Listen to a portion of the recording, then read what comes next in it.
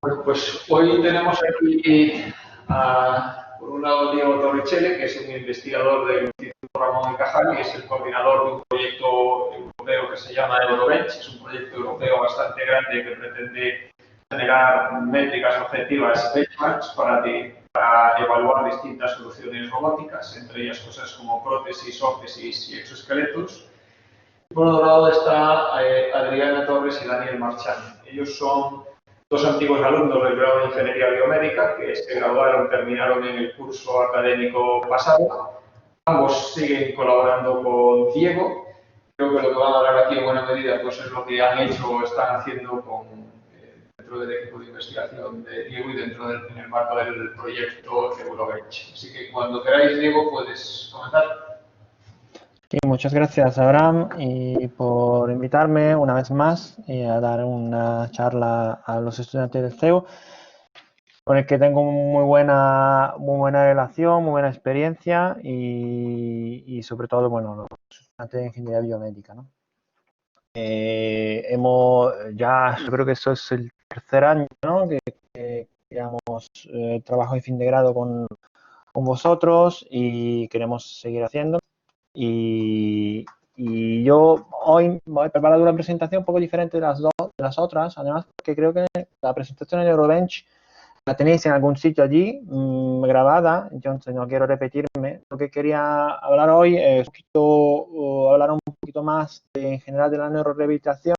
Creo que es un campo novedoso y que merece una buena introducción, no solo para trabajar con nosotros, sino en general, ¿no? Para saber qué es lo que hay ahí fuera, ¿no? Y cuáles son las oportunidades para los estudiantes y para los que quieran dedicar su carrera a esto, y también los retos que son, bueno, lo que en la investigación son lo que nos motivan, ¿no? Para trabajar. Bien, voy a empezar dando una definición de neurorehabilitación. La tenéis allí escrita, que sería un proceso médico cuyo objetivo es restaurar el sistema nervioso después de una lesión y minimizar o compensar sus alteraciones funcionales. Esta es una de las muchas definiciones que me gusta particularmente. ¿Y por qué? Porque toca muchos ámbitos, ¿no? En principio toca dos grandes disciplinas, que son por un lado, la disciplina de la neurociencia, el objetivo es lo de entender los mecanismos neuromotores detrás del funcionamiento del sistema nervioso central. Y por otro lado, la rehabilitación, que cuando ocurre un daño al sistema nervioso, pues el objetivo es lo de restaurar la función, también de valorarla, ¿no? Con escalas clínicas y así. Hay problemas aquí en este ámbito porque, a ver, nosotros queremos que estas dos disciplinas comuniquen entre ellas, ¿no? Porque creemos que hay muchas potencialidades. Pero hay limitaciones. Por ejemplo, una limitación es que los hallazgos de la neurociencia, para convertirse luego en práctica clínica, pues llevan muchísimos años, ¿no? Por diferentes razones, ¿no? Y por otro lado, cuando en la rehabilitación todavía se usan escalas cuantitativas muy subjetivas, ¿no? Cada clínico lo evalúa el paciente de una forma diferente. Entonces, esto impide un poco obtener una información cuantitativa que permita realmente dar métricas clave, poder medir de una forma precisa y robusta cómo evoluciona un paciente. Entonces, para ayudar a superar esas limitaciones, hace varios años, yo creo 15 años, nació una nueva disciplina que se llama ingeniería neural o neuroengineering, que básicamente lo que quiere es poder cuantificar y poder también incluso replicar algunos procesos neurales en dispositivos externos, y eso permite el uso en la intervención clínica. Y por otro lado, también poder medir con más precisión. Hay muchos sensores hoy en día disponibles, pueden permitir medir la cinemática, la dinámica y muchas otras variables fisiológicas, y poder ser de ayuda al rehabilitador, pero también al neurocientífico que quiere entender, ¿no? Entonces, Esta intersección que veis aquí en el medio ha dado lugar al nacimiento de básicamente una nueva disciplina científica que se llama neurociencia translacional. Y resumiendo, podemos decir que la neurociencia translacional combina esas tres disciplinas, la neurociencia, la rehabilitación y la ingeniería neural, para poder entender mejor los mecanismos claves que se subyacen a la patología. Por otro lado, desarrollar nuevas terapias basándonos en la nueva tecnología que tenemos hoy en día disponible. Y el tercero punto, pero no menos importante, es también poder observar de una forma cuantitativa esos efectos de la recuperación con la aplicación de una terapia normal o de estas nuevas terapias. Entonces, me siento cómodo en decir que la neurociencia translacional es como si fuera la base científica de la neurorehabilitación, porque la neurorehabilitación es casi como si fuera el objetivo, ¿no? Funcional. La base científica es esta neurociencia translacional. No es un caso que en el instituto donde yo trabajo, que es el Instituto Ramón y Cajal, pues hay 3 departamentos, muchos son biología molecular y cosas, digamos, muy lejanas, ¿no? Un poquito de lo macro que estamos acostumbrados a ver. Pero hay un departamento que se llama el Departamento de Neurociencia Translacional que justo tiene como objetivo esto, ¿no? Transferir a la práctica clínica los descubrimientos neurocientíficos. Y nosotros somos el grupo de neurorehabilitación, que es un grupo dentro de este departamento. Bien, quería enfocar la neurorehabilitación también desde el punto de vista del paciente. Pues imaginar el paciente y imaginar el entorno en el que el paciente se mueve, ¿no? Pues el entorno de la casa o fuera o entornos sociales. Esto normalmente en una persona sin ningún tipo de problema neurológico, esto es bastante normal y fluido, pero cuando hay una patología, pues esta comunicación se interrumpe, ¿no? De una forma física, o sea, si hay un daño que se traduce en una limitación motora, pues ya una persona no se puede mover, no puede interactuar con el entorno como está acostumbrada a hacer. Y otra es una interrupción a nivel cognitivo.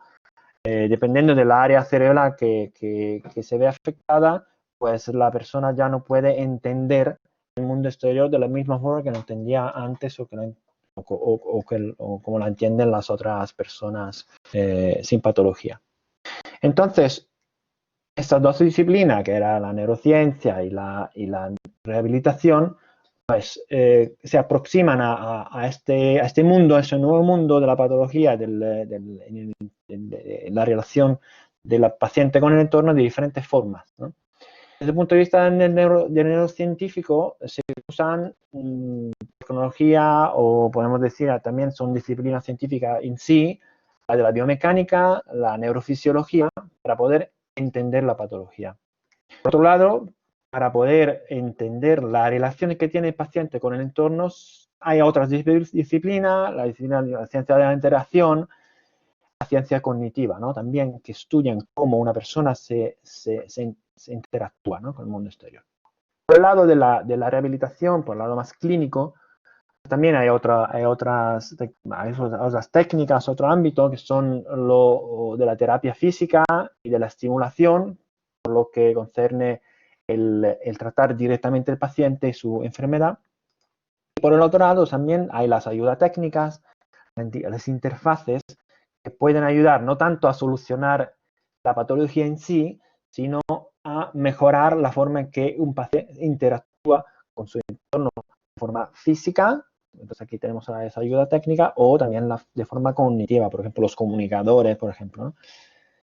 Bien, entonces esto es un poco para dar una visión global de la cantidad de disciplinas y de tecnología que están involucradas en el ámbito de la neurorehabilitación. En particular, yo me gustaría hablar con vosotros hoy de 4 tecnologías básicas. Que son, por un lado, las tecnologías más se usan para entender cómo funciona el sistema nervioso central y los resultados más visibles, que sería el movimiento. Entonces tenemos la técnica de la electromiografía, que es la de medir los músculos, la actividad eléctrica de los músculos, como podéis ver aquí en este vídeo. El otro es el análisis de movimiento, que se puede hacer con diferentes técnicas. En este caso son sensores inerciales que hemos puesto a un paciente con Parkinson para medir su movimiento. Por otro lado, en la parte de la restauración un poco del movimiento, de la actividad, tenemos la robótica. En nuestro grupo lo que hacemos es desarrollar exoesqueletos. Como podéis ver aquí, esto es un exoesqueleto pues, de nuestro grupo, ¿no? Que probamos en un paciente. Y también lo que se llama interfaces neurales. Interfaces neurales he puesto este vídeo porque es tan amplio el campo de las interfaces neurales. Ahora podéis, bueno, ahora está todo esto de Elon Musk y de Neuralink con la interfase en el cerebro, pero no solo existen ese tipo de interfaces, también existen interfaces a nivel medular también o a nivel muscular también. Hoy os voy a hablar más de la parte muscular. Pero en nuestro grupo también trabajamos con otros tipos de interfaces. Bien, lo que voy a hablar en esta transparencia un poco de las oportunidades de cada una de esta tecnología. También de lo que todavía no está resuelto, ¿no? Lo que llamamos como retos. En la electromiografía, la oportunidad ¿cuál es? Pues que estamos midiendo la actividad eléctrica de los músculos. Eso quiere decir que estamos midiendo el último eslabón de una cadena que empieza desde el cerebro, pasa por la médula y llega hasta los músculos. Eso quiere decir que es como una ventana sobre el sistema nervioso. SNC, el sistema nervioso central. Lo podemos hacer, lo bueno de esto, de una forma no invasiva, poniendo unas pegatinas, unos electrodos en los músculos y midiendo. ¿Y cuál es el reto? Pues que tenemos un montón de señales fisiológicas, pues no sabemos estas señales, cómo están coordinadas entre ellas, cómo poder llegar a saber qué es lo que quiere hacer el cerebro, ¿no? Eso todavía es algo por descubrir. Desde el punto de vista del análisis de movimiento, la gran oportunidad es poder tener números que me van a decir de forma precisa y fiable cómo se está moviendo una persona, cuál es su interacción, por ejemplo, qué fuerza está transmitiendo esta persona con el mundo exterior, por ejemplo, con plantillas sensorizadas, con plataformas de fuerza. Esto nos aporta un montón de información. Precisa, sí. Fiable pues, también, porque los sensores, pues, hay sensores comerciales ya que funcionan muy bien, pero desde aquí a luego entender cómo está evolucionando un paciente y poder incluso predecir este aprendizaje que está teniendo, es todo un reto. Y en la parte de la restauración y de la aplicación, ¿no? para que el paciente mejore, la robótica lo que brinda es la oportunidad de poder movilizar de una forma funcional diferentes segmentos corporales. Podéis ver aquí este robot, tiene 6 grados de libertad. Un único robot está movilizando 2 piernas. Esto para hacerlo con técnicas de rehabilitación tradicionales harían falta por lo menos 3 personas, si no 4 personas. Lo cual pues, impide el hecho de que las personas puedan comunicar entre ellas, puedan hacerlo bien, pues muchos problemas, ¿no? Además de la duración, que un robot puede estar allí funcionando durante horas, ¿no? Pero una persona, un terapeuta no.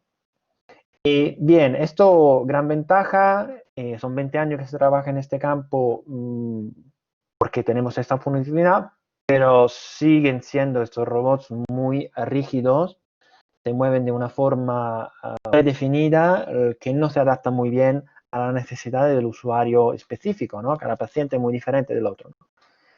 Entonces el reto es ¿cuál es? Lo de poder actuar de forma simbiótica, hacer que el robot entienda lo que quiere hacer el paciente y también que el paciente entienda lo que quiere hacer el robot, ¿no?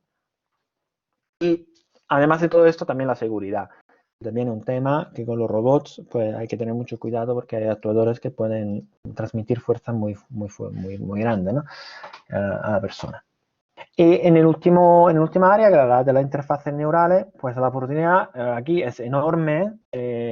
Casi no hace falta que los diga porque los medios de comunicación estos últimos meses, años, pues están comunicando muy bien esto, ¿no? Poder acceder y modificar los procesos neuromotores y cognitivos. Poder realmente, bueno, aquí luego la gente dice que te leen la mente, no te leen la mente, pero lo que lee es la señal que el cerebro quiere enviar a los músculos, ¿no? Eso sí que se puede empezar a leer, ¿no? Para ese reto, pues poder leerlo bien de una forma fiable, efectiva. Mientras esto es bastante resuelto en la parte de los vestibles, cuando hablamos de interfaces neurales que tienen que entrar, ser implantada en diferentes puntos del sistema nervioso, pues allí la fiabilidad ya empieza a ser un reto, ¿no? Importante. Y también esta bidireccionalidad. No queremos simplemente leer, sino que también queremos estimular. O sea, no simplemente algo de leer, sino también de modificar. Bien, entonces yo en esta breve charla, no tengo mucho tiempo, quería hablaros un poco de algunos ejemplos en cada una de estas áreas, ¿vale? Son ejemplos donde yo directamente trabajo y en el que también estoy buscando personas interesadas para poder pues, plantear una línea de investigación, seguir trabajando en líneas que ya se llevan haciendo, ¿no? Y desde el punto de vista de la electromiografía, os voy a hablar de un concepto que se llama sinergias musculares. No voy a adelantar mucho, ya lo veis. En la parte de análisis de movimiento, en el concepto del benchmarking o de la evaluación, benchmarking es otra forma de decirlo en inglés, la evaluación cuantitativa de la función.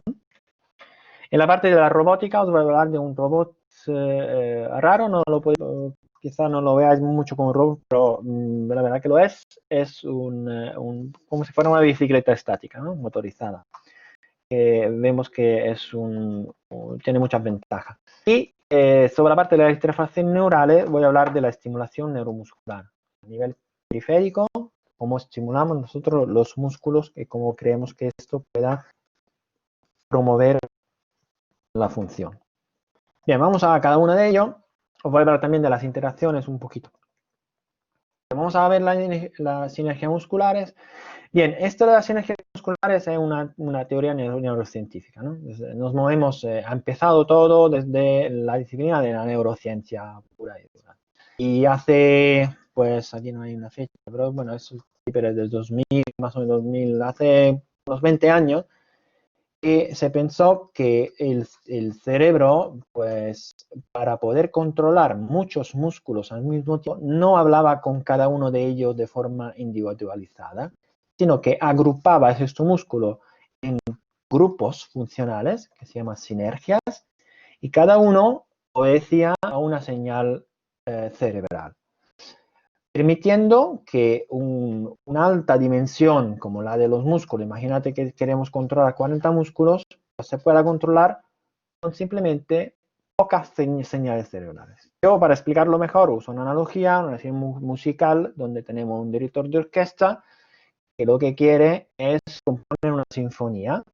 Tiene que coordinar la actividad de muchísimos músicos, ¿no? Imaginemos que tenemos 40 músicos, igual que lo que tenemos 40 músculos. Pues una posibilidad es lo de agarrar los músicos en grupos funcionales, que cada grupo lo que haga es seguir una sola señal, como puede ser la mano derecha del director de orquesta, la mano izquierda, o imaginamos los labios, ¿no? Entonces tenemos simplemente 3 señales de control que hacen que muchísimos músicos pues actúen de forma coordinada para realizar una buena sinfonía.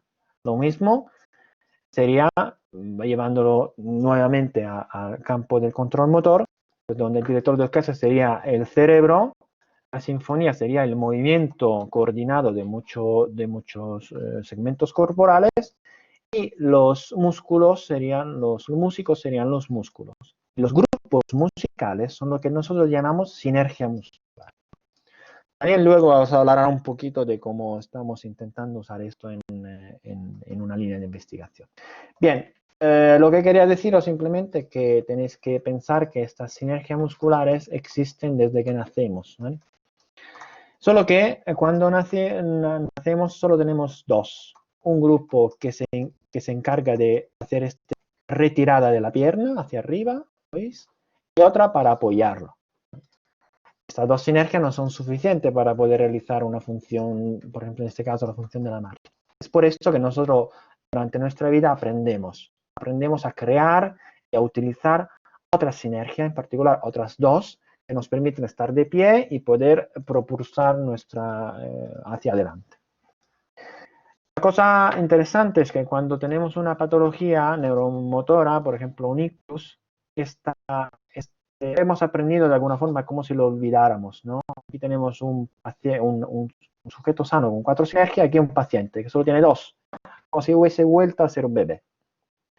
Entonces, nosotros lo que queremos es dar a los clínicos una herramienta que no sea simplemente la actividad de los músculos individualizada, porque es muy difícil de interpretar.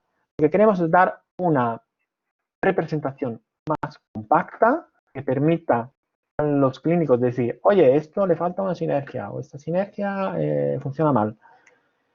Y poder ver la activación temporal de esta sinergia en el tiempo y también los grupos. Bueno, no voy en detalle porque no tengo tiempo, ¿no? Lo que hicimos también con el estudiante del CEO, con Ana Martín, es desarrollar un software de uso clínico para que los clínicos, sin tener conocimiento de toda la parte científica, puedan usarlo y poder interpretar y tener una representación que pueda ser bien en su clínica. Aquí tenemos varias preguntas científicas. Tengo que deciros que quizás seguramente no lo sepáis, que la ciencia se basa en preguntas. Sin pregunta no puedes empezar a hacer nada. La primera es hacerte una pregunta que no se haya contestado antes y después de tener esta pregunta, pues lo que tienes que hacer es intentar tener alguna hipótesis y yo creo que, por ejemplo, ¿cómo se aprende la coordinación después de una lesión? Esta típica pregunta, ¿no? Hipótesis. Yo creo que después de una ictus, para aprender a hablar, a caminar como antes, tienes que aprender de nuevo a usar la sinergia de la persona sana, ¿no? El otro podría decir, no, yo creo que tienes que desarrollar otra sinergia, porque ya no andas como antes, tiene que tener otra forma de moverte, como cuando te duele una rodilla y andas de forma diferente. Bien, esta es una hipótesis. Tienes que testarla y tienes que hacer experimentos para poder comprobar la hipótesis o refutarla. Esto es, digamos, el método científico. Entonces, yo voy a presentar alguna pregunta. No voy a tener el tiempo de presentarlo todo porque no tengo tiempo en esta charla. Bien, entonces, nosotros ¿qué queremos hacer? Queremos estudiar pacientes, cómo se comportan a lo largo de un proceso terapéutico. En la marcha, en otras tareas rítmicas del pedaleo o en otra tarea como la tarea postura, ¿no?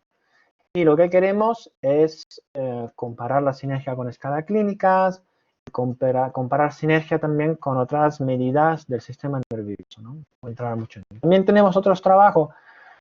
Bueno, tenemos un postdoc en nuestro laboratorio que ha trabajado también estudiando ratones. Entonces, intentar ver cómo se correlacionan las sinergias musculares con las señales cerebrales, para ver de dónde vienen estas sinergias, ¿no? Intentar cerrar un poco esta cadena.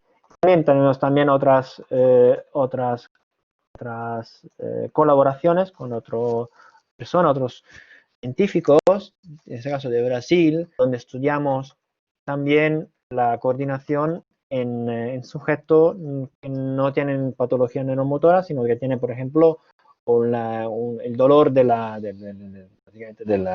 rodilla, ¿no? El dolor Bien, ¿cuál es el impacto que queremos? Con poder tener sinergia como un marcador de la recuperación, incluso de mecanismos neurales, ¿no? Bien, esta es la primera parte, ¿no? Vamos a la segunda, que es la parte de la benchmarking. ¿Qué es el benchmarking, no? Vamos a hacer antes un poco algo de antecedente.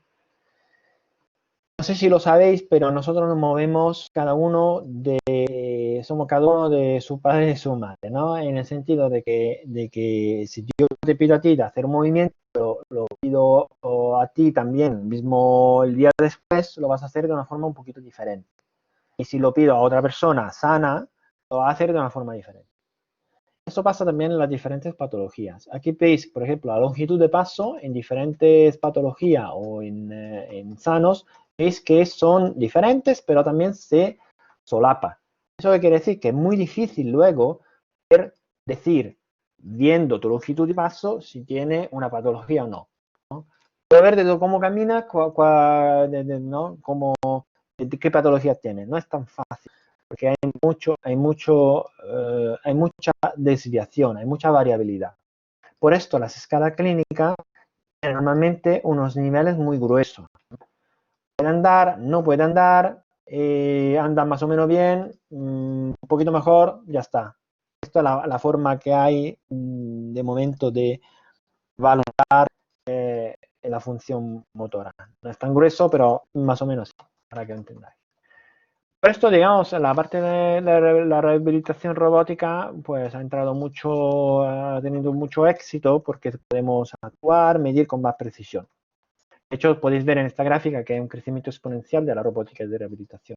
Pero al mismo tiempo, hay una gran falta de evidencia sobre cómo funcionan estos exoesqueletos. ¿Qué tal esos exoesqueletos? ¿Nos pueden ayudar en la vida diaria? Veis varios vídeos, pero realmente no lo sabemos, ¿no? Faltan indicadores cuantitativos. Entonces, podemos nosotros caracterizar esta recuperación en el ámbito clínico, con, sin robots, de una forma cuantitativa a veces fiable. Y además, podemos caracterizar también la interacción que tenemos entre una persona y un robot. Esto lo voy a explicar mejor después. Por esto, pues Abraham estaba mencionando un poco el proyecto Eurobench, un proyecto donde como objetivo tenemos desarrollar un método para cuantificar la funcionalidad de los robots de rehabilitación. ¿Cómo lo hacemos? Lo hacemos usando, digamos, tres objetivos, tres metodologías, podemos decir, tres técnicas. El primero es construir lo que llamamos tests, como banco de pruebas. Y en nuestro caso lo que hacemos es replicar condiciones de la vida diaria. Escaleras, suelo irregular, algunas sillas sensorizadas.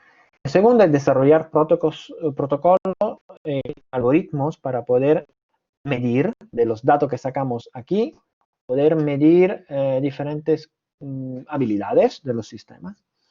Por último, lo que queremos es tener una base de datos muy grande y muy completa para poder comparar y para poder también desarrollar a través del sistema de inteligencia artificial predictores de, por ejemplo, este exoesqueleto te va a ayudar a ti en esta patología. Lo estamos haciendo con la colaboración de muchísimas entidades en Europa, porque estamos ofreciendo nosotros financiación a estas entidades para poder desarrollar diferentes bancos de prueba, todos esos ingredientes que veis aquí, para poder instalarlo e integrarlo en lo que va a ser el primer centro europeo de validación y entrenamiento de robots de rehabilitación, que va a ser en Madrid.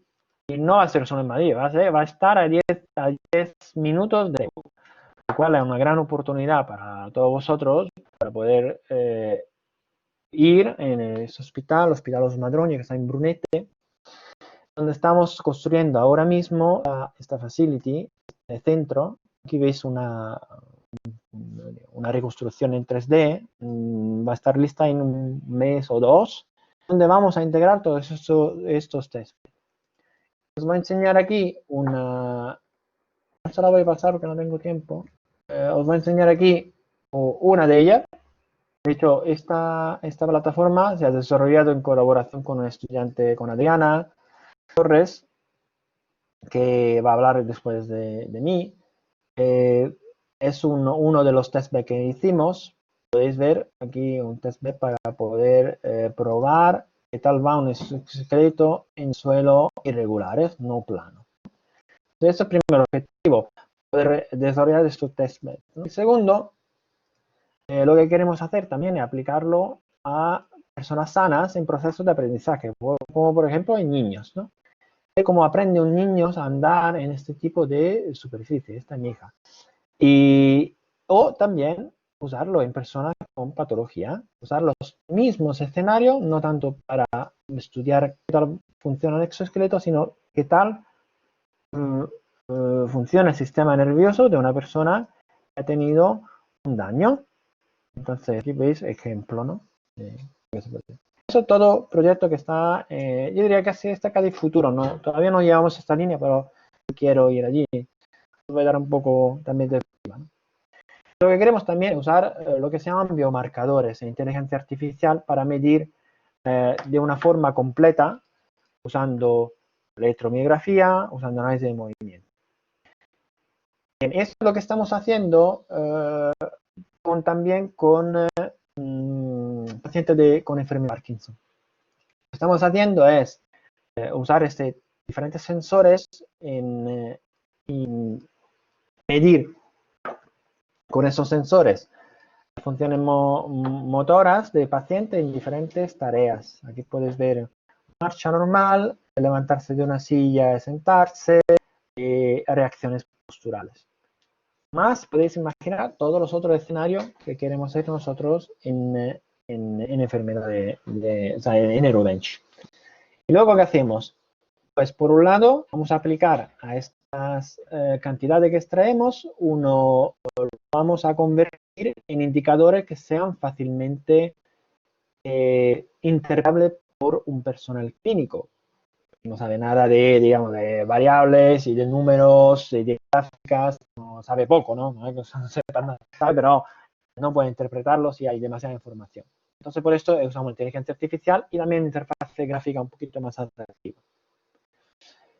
Bien, otra parte, el benchmarking o la cuantificación de la interacción.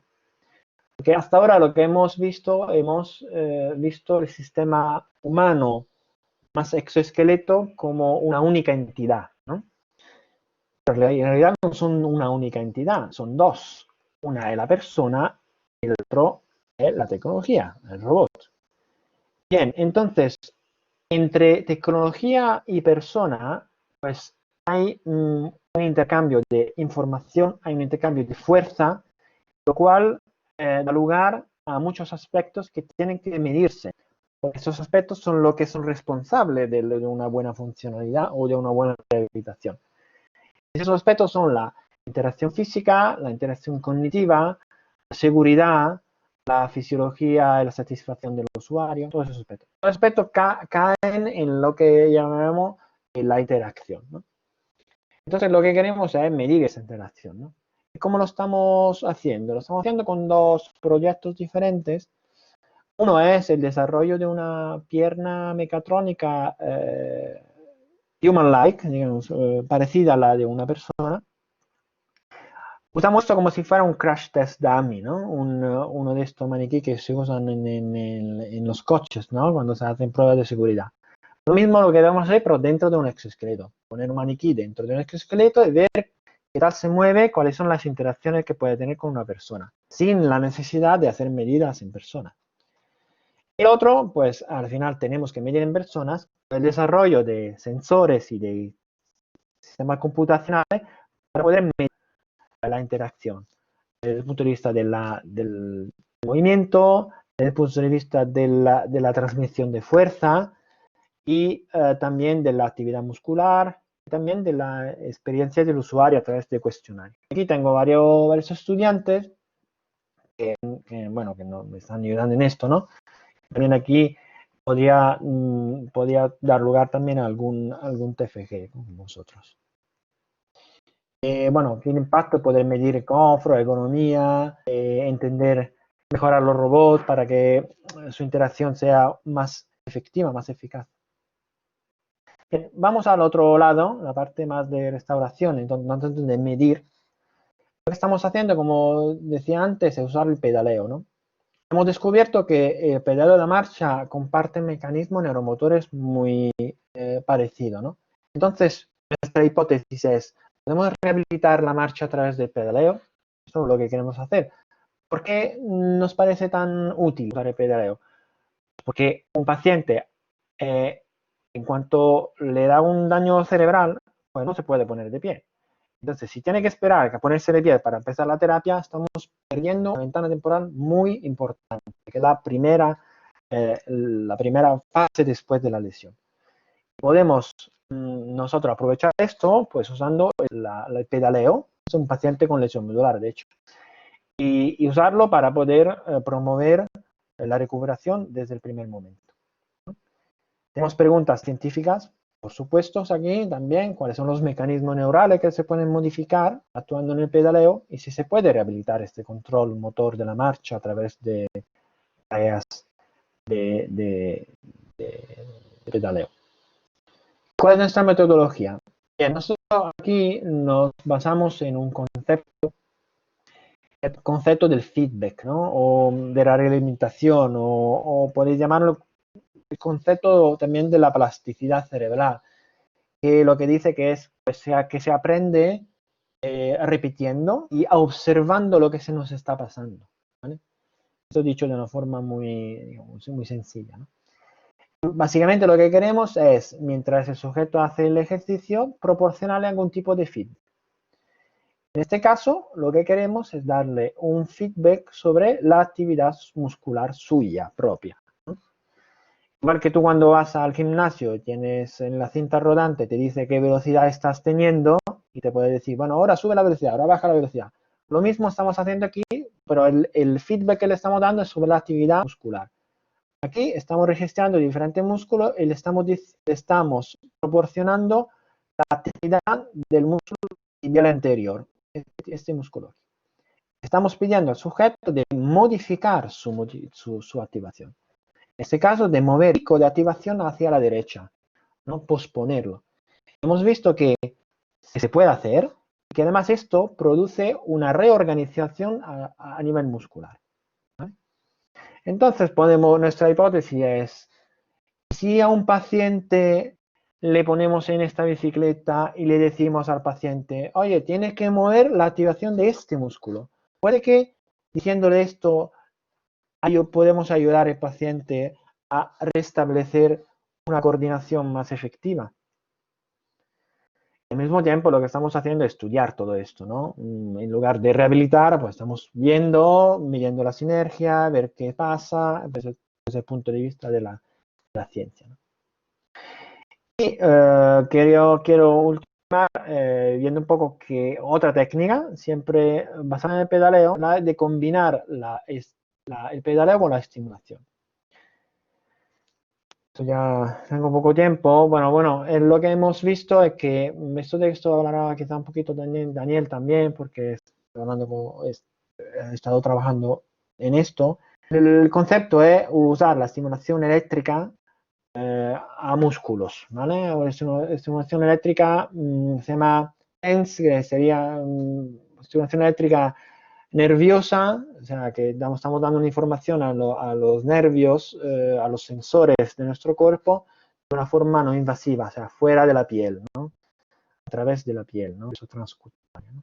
Esta técnica TENS la queremos aplicar en el pedaleo. ¿Cómo? Usando un estimulador sinérgico.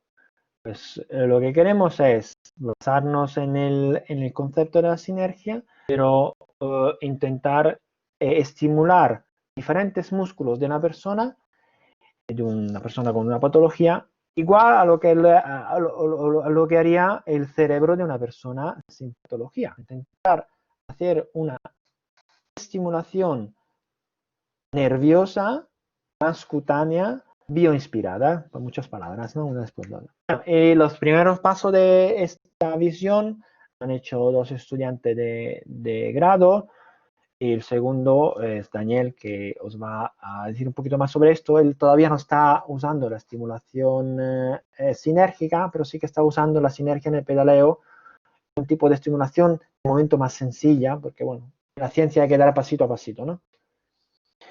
¿Cuál es el impacto de esto? Pues podemos nosotros desarrollar nuevas terapias para pacientes basadas en esta estimulación sinérgica.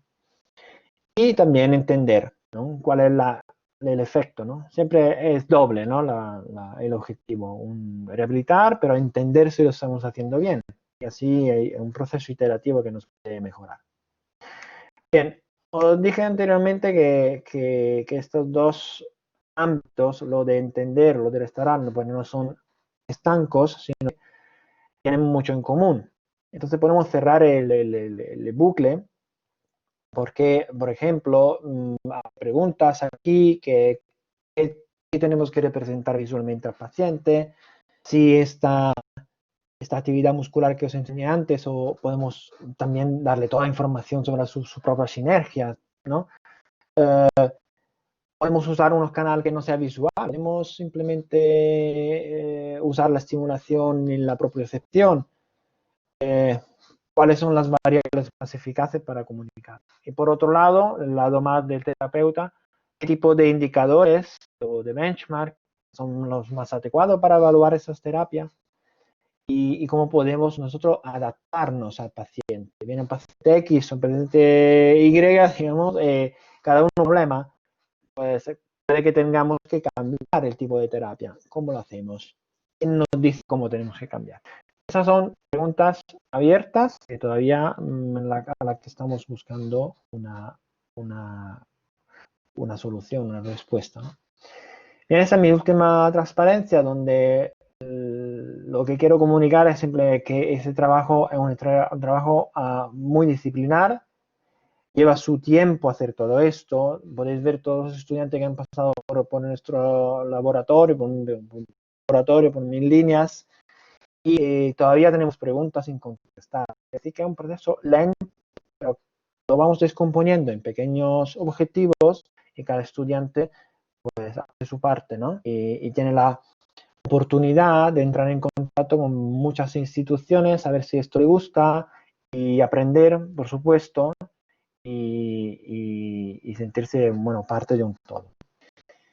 Bien, yo acabo con mi presentación y lo que os diría es que antes de hacer preguntas, que hablen también de esto Adriana y Daniel, que han estado conmigo, y Adriana sigue estando conmigo porque ahora trabaja con nosotros, y que cuenten un poco su experiencia, y creo que tienen una pequeña presentación más breve que la mía, ¿no? Cada uno.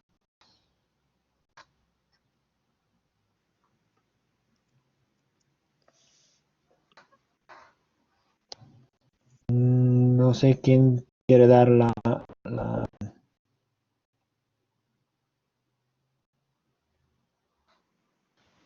¿Empiezo, Marchán, o empiezas tú? Dale tú, Adri, tranqui. A ver, voy a compartir. Tengo problemas de conexión. ¿Me escucháis bien? Sí. A ver.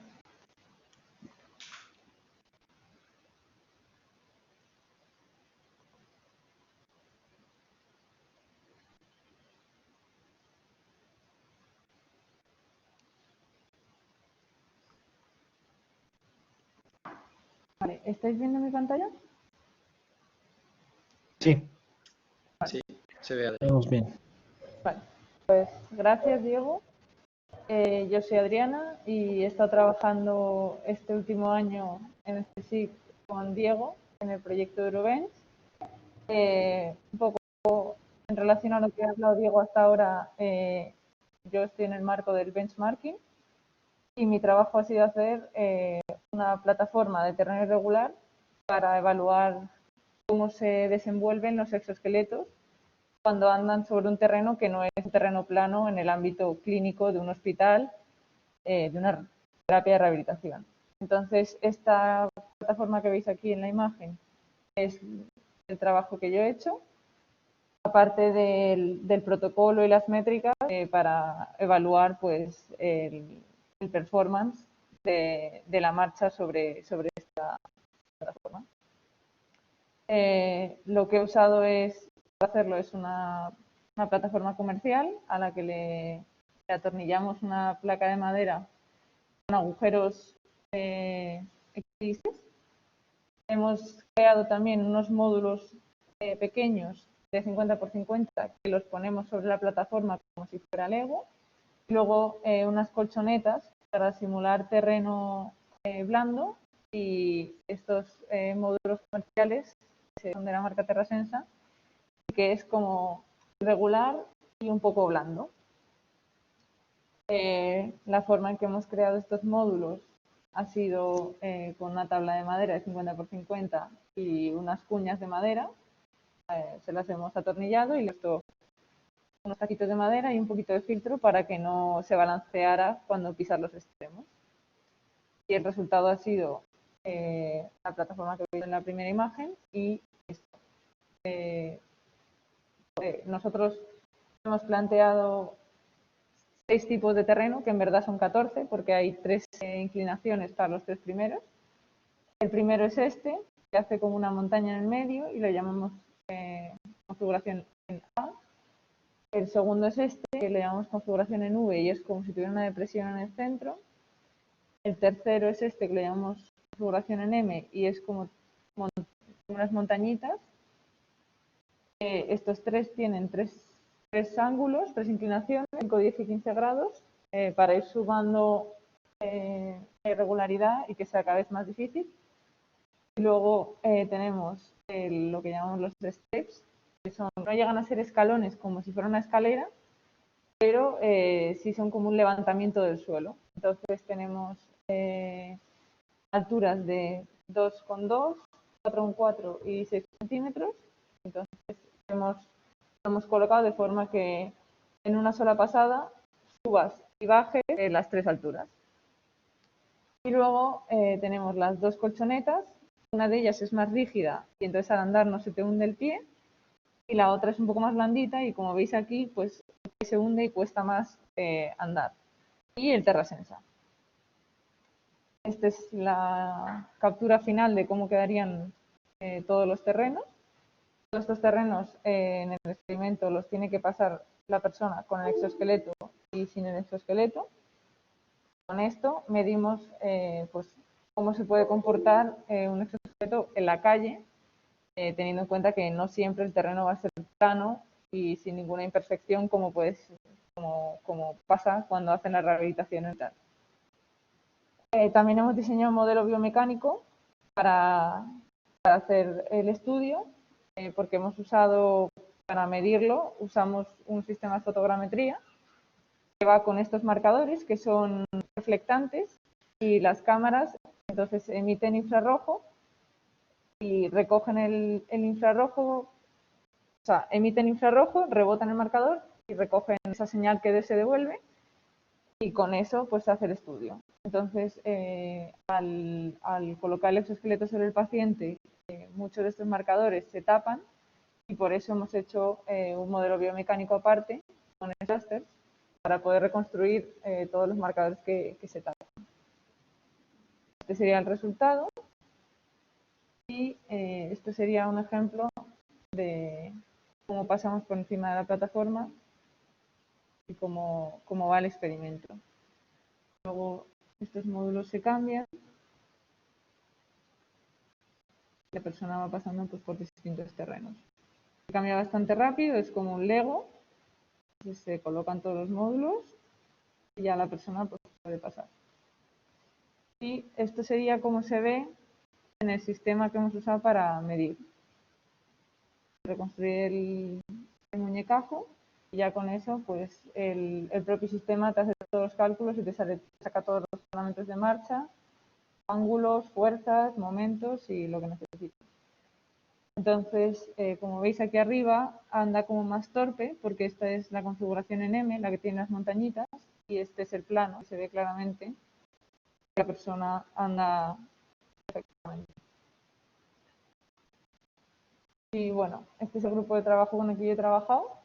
La verdad es que creo que es una buena oportunidad la que da el CSIC de hacer los trabajos de fin de grado, de máster y las prácticas con ellos, porque te dan la oportunidad de hacer un trabajo completo de investigación, desde estudiar lo que hay ahora mismo hasta poder crear tú algo nuevo para completar lo que ya hay hecho. Y yo creo que es bastante enriquecedor.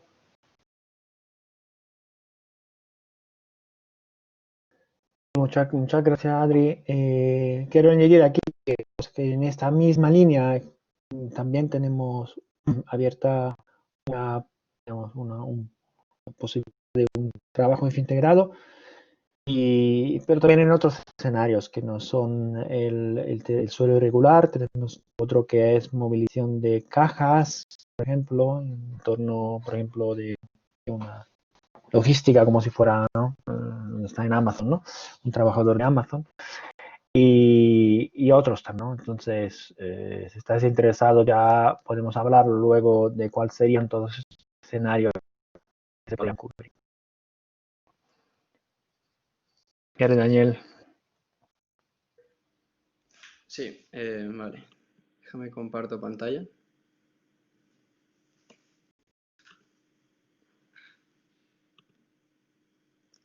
A ver.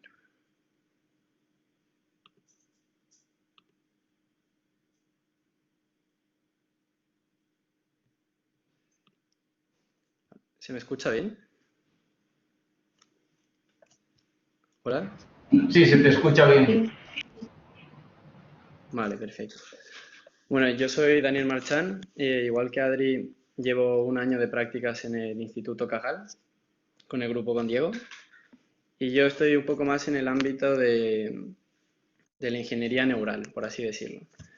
He reutilizado un poco mi presentación de TFG para un poco enfocar el estudio que estamos haciendo, y bueno, este es el título, que un poco, si lo lees como tal, es muy complicado de entender, pero quería irlo desglosando poco a poco, por lo que lo he puesto aquí arriba, ¿vale? Entonces, ¿qué es lo que queremos hacer con este proyecto? Primero, se sabe que la neurorehabilitación se basa en mecanismos de aprendizaje motor para promover la recuperación motora después de algún incidente neurológico o algún tipo de lesión. Y se sabe muy poco acerca de este proceso de aprendizaje, ¿vale? Por ende, nosotros lo que queremos con este estudio es recopilar nueva información y nuevo conocimiento acerca de cómo la persona es capaz de aprender un movimiento nuevo. Para ello lo que hemos hecho es, hemos desarrollado una terapia de estimulación eléctrica durante el pedaleo y lo que hacemos es medir con las sinergias musculares previo y posterior a la terapia de estimulación. Con esto lo que nosotros queremos es profundizar el aprendizaje en el campo del control motor y nuestro objetivo como tal es desarrollar una estrategia que sea capaz de inducir este cambio en la coordinación motora y medir estos efectos a través de un análisis de sinergias musculares y un análisis de la cinemática articular, que ahora lo explico más en detalle. Bueno, como Diego dijo, esta es una hipótesis, la hipótesis de las sinergias musculares, y es una hipótesis que reduce el control en un control modular. Esto significa que el sistema nervioso central, en vez de modular y controlar cada músculo individualmente, lo hace con señales que controlan y modulan grupos musculares. Por ejemplo, aquí, durante el pedaleo, existen 4 sinergias distintas, 4 grupos de músculos distintos que se activan en distintas fases de ese movimiento y en combinación provocan como tal el movimiento global de la caminata. ¿Por qué el tema de las sinergias musculares es tan importante y tan novedoso? Bueno, como también dijo Diego antes, lo utilizamos o lo queremos potenciar como un marcador neurofisiológico en la neurorehabilitación.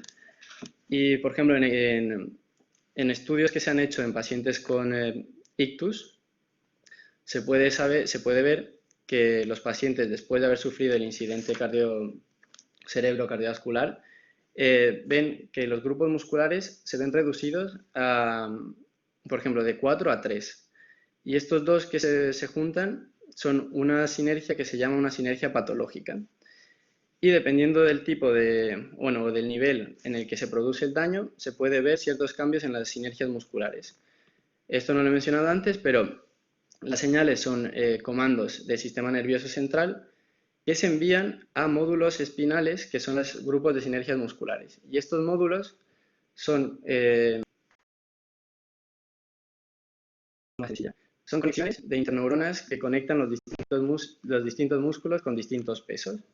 Entonces, ¿qué pasa? Cuando tú haces este tipo de estudios, en vez de tener una métrica que sea, bueno, que se se fije más en el overall del performance, o sea, por así decirlo, esta persona camina con una dificultad de 3 sobre 5.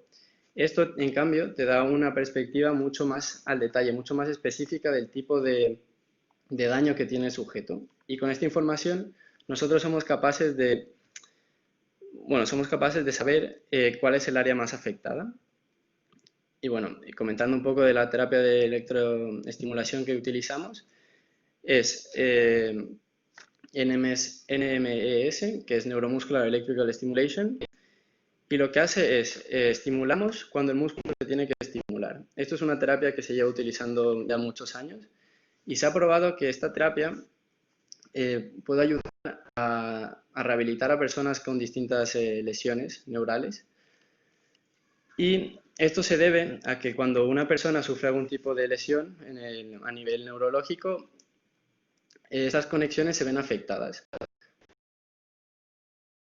Un feedback eléctrico, cuando la persona quiere realizar ese movimiento, lo que creamos es una especie de, lo que hacemos es, damos mucha información en esa vía cerebro-músculo, y esa información, con la ayuda del movimiento, es capaz de rehabilitar, o por así decirlo, de arreglar el path cerebro-músculo. Y esto es una cosa de las que queremos probar con este experimento.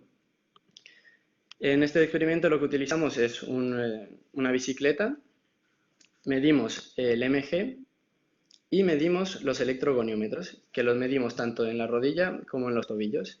Y los electrogoniómetros lo que nos ayudan es a saber cómo se está moviendo la articulación del tobillo y de la rodilla. El feedback que nosotros le damos es un biofeedback, y estamos estimulando un solo músculo por ahora, que es el tibialis anterioris. Entonces podemos ver que esto va de 0 a 360, que es el ángulo del pedaleo, y cada ángulo es, por así decirlo, un ciclo, ¿vale? Y este es el MG del tibialis anterioris. Entonces luego, ¿qué hacemos? Lo rectificamos y sacamos su envolvente, y luego hacemos un average de esta señal y definimos un patrón de activación, que por ejemplo, en el pedaleo. Y esta va a ser el área en la que nosotros vamos a estimular ese músculo en particular. Eso sería una terapia común y corriente de estimulación eléctrica, y lo que nosotros vamos a hacer es desfasar esta estimulación en porcentajes, como podemos verlo aquí, con un desfase del 0% que emula una terapia actual, con un desfase del 25% y un desfase del 50% en el ciclo del pedaleo. Esto todavía son parámetros que los estamos investigando, porque, bueno, a mí no me dio tiempo a hacer más y solo hicimos un sujeto en la prueba piloto. Con esto, esto es un poco el protocolo que diseñamos. En el pre sacamos los valores de referencia tanto de MG como de la cinemática articular. Luego estimulamos con esa estrategia de estimulación que conté antes, y luego volvemos a medir para ver los efectos que tuvo esa terapia sobre las sinergias musculares y sobre la cinemática articular. Y esto lo vamos a hacer para cada desfase en la estimulación. Bueno, esto básicamente fue un estudio neuromecánico que estudiaba tanto las sinergias musculares con dos modelos distintos y la cinemática articular de la rodilla como del tobillo. Y bueno, yo les he hablado un poquito de esto porque estamos buscando a alguien que continúe este proyecto, porque nos hace falta probarlo en una muestra más grande. Nos hace falta también intentar hacer un estudio individual de cada músculo, y nos hace falta completar el estudio, por así decirlo. Ahora mismo estamos midiendo solo los parámetros de una pierna y necesitamos medir los parámetros de la otra también, para ver qué tipo de compensación o de mecanismo de compensación tenemos al realizar este tipo de estímulos o de inducir este cambio en la persona. Y bueno, y quería acabar hablando un poco sobre por qué es importante estudiarlo en sujetos sanos, que nosotros lo estamos haciendo en sujetos sanos. Y es simplemente que el saber cómo esta plasticidad ocurre en una persona sana nos puede dar un poco una perspectiva de cómo el sistema nervioso central se puede adaptar durante la rehabilitación de un sujeto con algún tipo de lesión neuromuscular. bueno, neurológica. Y bueno, y eso, y como experiencia, yo estuve un año entero y estuve muy contento. Creo que es un laboratorio en el que hay mucha riqueza de disciplinas. Hay muchos ingenieros mecánicos, eléctricos, biomédicos, y trabajan todos ellos en conjunto, por así decirlo. Y creo que es un lugar en el que vas a aprender. Y yo desde que entré hasta que salí, vi como tuve una visión muy grande en todo el aprendizaje que obtuve durante ese año. Y bueno, no me quiero alargar más, así que por mí eso es todo.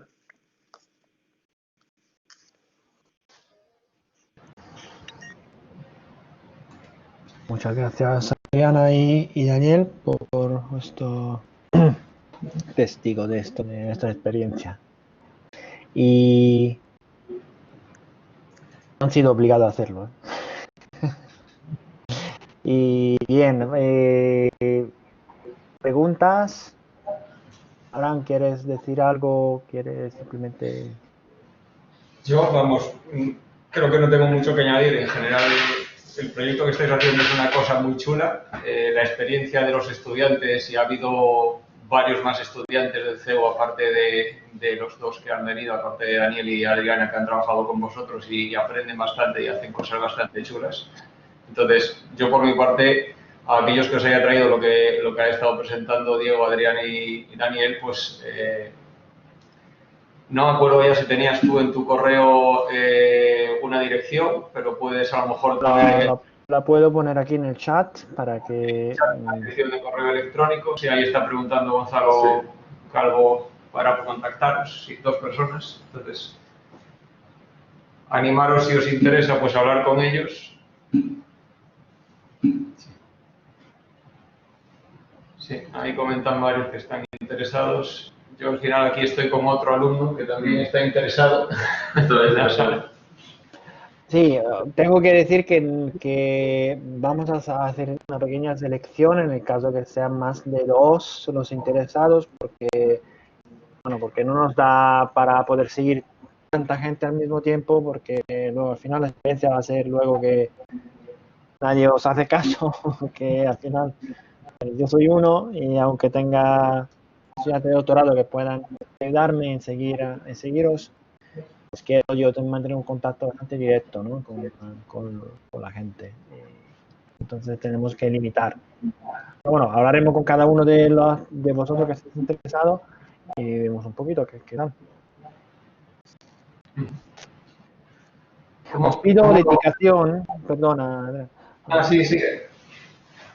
Sí, a ver, esto son proyectos muy interesantes, pero son también proyectos de investigación, digamos, yo diría, reales y en un entorno muy experimental. ¿Eso qué quiere decir? Que para poder tener un buen resultado hace falta cierta dedicación, ¿vale?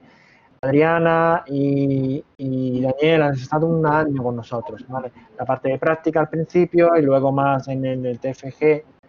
A ver, eso quiere decir que si os gusta, si os apasiona, pues tendréis que dedicarle tiempo a esto. No es algo que vaya solo, hay que estar allí, en el laboratorio, en casa también. Y afortunadamente, si elegir ir aquí al lado, está la facility de Eurobench, que está muy cerca del CEU, entonces a lo mejor también esto puede facilitar cosas. Pero hace falta dedicación.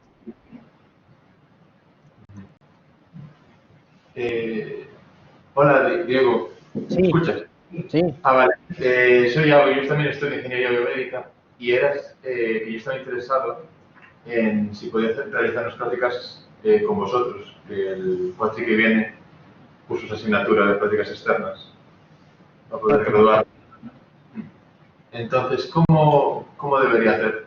¿Contactar contigo por el correo o...?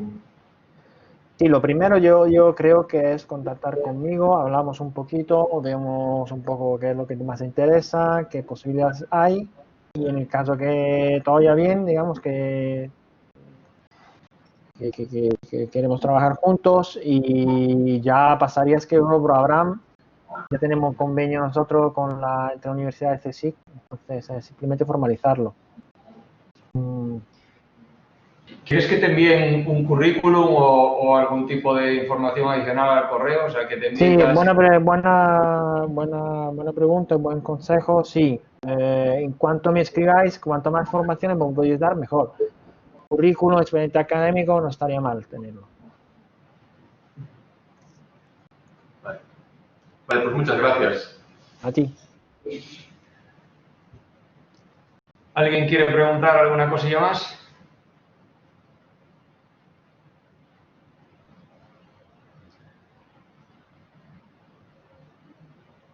Bueno, pues si no hay más preguntas, agradecer tanto a Diego como a Adriana como a Daniel el tiempo y esta charla. Y nada, aquellos que estéis interesados, ahí tenéis el contacto de Diego y mandadle, pues eso, el currículum actualizado y información de vuestro expediente académico y formar parte de ese proceso de selección, a ver si tenéis suerte. Pues nada más por nuestra parte, Diego. Y Muchas Adriana. gracias. Vale, y nada, seguimos en contacto, ¿vale? Sí. Gracias a todos por escuchar. Venga, Hasta luego. nos desconectamos desde aquí, desde la sala.